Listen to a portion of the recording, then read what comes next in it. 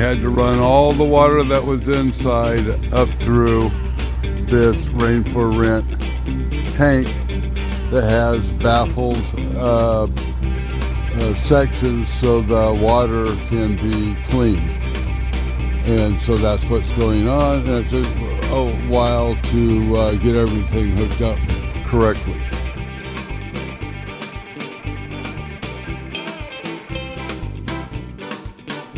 One of these blue pipes goes up and is dewatering, and the other blue pipe is coming out the other end of the container and back down,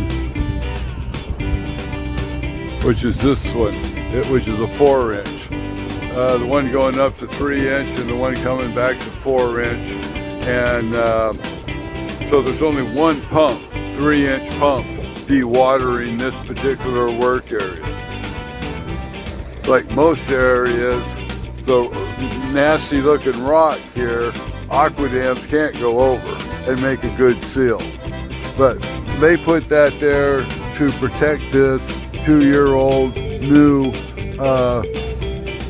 boat ramp, which they decided was not steep enough or went too far in the river, so they're reorganizing and doing something. And that's why they're dewatering the end of this boat ramp so they can get it to the grade that it was supposed to be in the beginning. On the Eyak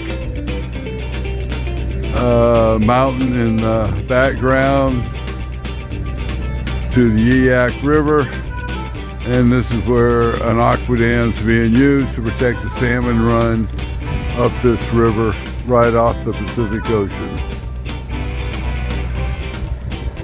Absolutely beautiful, beautiful country to look at, because it's all the snow-capped mountains, which are very peaked.